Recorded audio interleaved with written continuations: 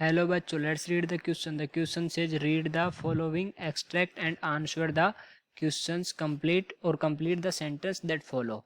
Ramlal stood rooted to the ground, his head bowed low with the weight of grief and shame. The flames of the sacred fire slowly died down.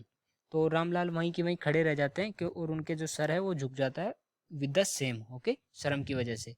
और जो sacred fire है, उस अग्नि की जो मतलब जो flames हैं वो धीरे धीरे कम होने लग जाती हैं। एवरीवन वाज गॉन, सब चले गए हैं। Ramlal turn to Bholi and said but what about you, no one will ever marry you now, what shall we do with you.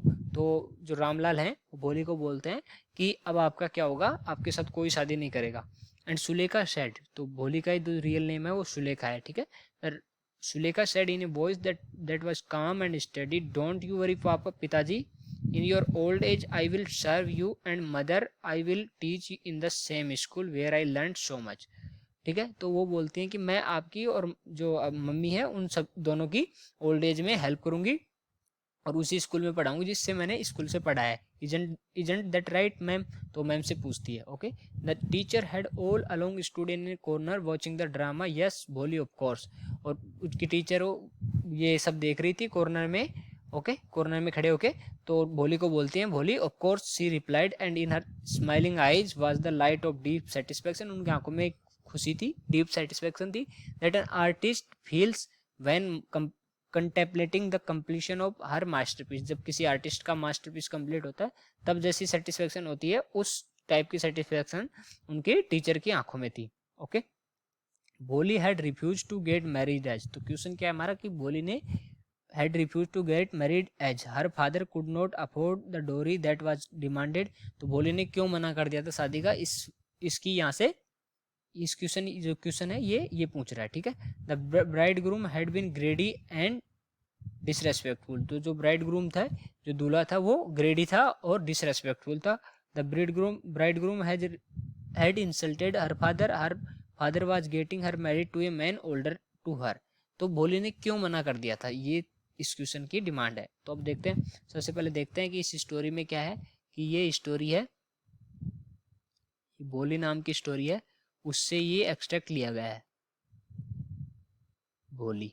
Okay, और इस स्टोरी में जो भोली है, भोली कैरेक्टर है जिनका रियल नेम क्या है, सुलेखा है, वो ही इसमें मेन रोल में होती हैं, सुलेखा। ओके, तो उनकी जो स्टोरी है, क्योंकि वो बचपन से ही ना तो गुड लुकिंग थी, ना इधर she had neither good looks good looks good looks NOR intelligence. क्योंकि वो जब 10 महीने की थी तो बेड से गिर जाती हैं, इस वजह से वो ना तो गुड लुकिंग रहती हैं और ना ही इंटेलिजेंट रहती हैं। इस वजह से इनके जो फादर हैं रामलाल, उनको हमेशा इनके शादी के बारे में टेंशन रहती है, इनकी मैरिज की टेंशन रहती है, वो वरीड रहते हैं। ओके, तो इस वजह से क्या करते हैं वो, जब ये स्कूल जाती है, प्राइमरी स्कूल जाती है, और स्कूल इनकम्प्लीट होने के बाद में वो इनकी शादी, इसकी marriage was decided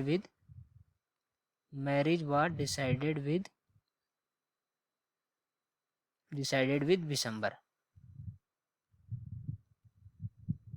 December.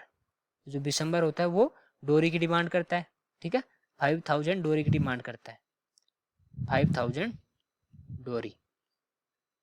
Okay, और जो भोली है उस टाइम तक एक समझदार लड़की बन चुकी थी और वो सुलेखा बन चुकी थी। ओके, भोली से वो टर्न हो चुकी थी, सुलेखा बन चुकी थी, कॉन्फिडेंट थी और बोल्ड लड़की थी।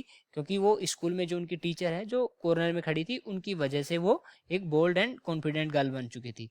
तो इस वजह से वो जब शादी हो रही थी तो उन्होंने सीधा मना कर दिया उससे शादी करने से, क्योंकि द ब्राइड ग्रूम मतलब दिसंबर,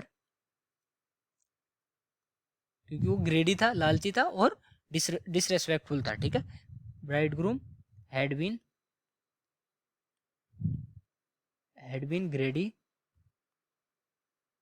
ग्रेडी एंड वॉज डिसरेस्पेक्टफुल।